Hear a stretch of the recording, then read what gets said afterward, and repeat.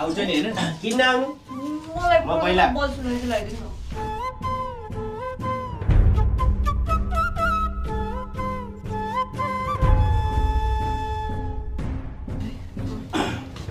अब चाहिने जो आँखा चिम्मा गर्ने फेरि यो बोल्यो भने प्याक बिग्रिन्छ नि फेरि अनुहार चाउरी पर्छ ल यो प्याक बिग्रिन्छ बोल्ने होइन क्या यो आँखामा शीतल होस् भनेर के हो र यो काँक्रो राखेको तिमीले के पोली राखेको हो नाकमा यो प्रोडक्टहरू चाहिँ सबै हामीले बाहिरबाट मगाउँछौँ क्या एकदम राम्रो खालको पोलेको छ त बोल्नु हुँदैन छ भने मुन्टो हल्ला त्यसो गर्ने छैन भने छाला चाउरिनु हुँदैन क्या राम्रो खालको प्रोडक्ट लगाइदिएको छ यो थाइल्यान्डको हो नेपालको होइन फेरि छैन त काँक्रो कहाँ गयो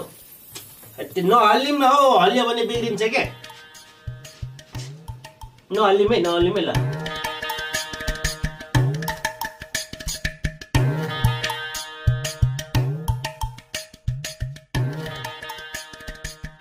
तिमीले त राम्रै हुँदैछ ल आँखाको डार्क सर्कल जान्छ भनेर आँखामा राख्दै खाएर मरेछ हैजा खान नपाएको हो अन्त गाडी त कहिल्यै राम्रो हुँदैनस् क्या त यस्तै हुने भइस जहिले ले आफ्नो पैसा परिरहेछ मैले खाऊ कि जे गरौँ तिमीहरुले के भयो त यहाँ ला मेरो हैन लाजे तिमी मेरो होइन यसको यस्तै बेहोरा छ र नगरौँ भनेको त अनि मैले यो बुढीलाई अघि खिचेर अब यहाँको सर्कल जान्छ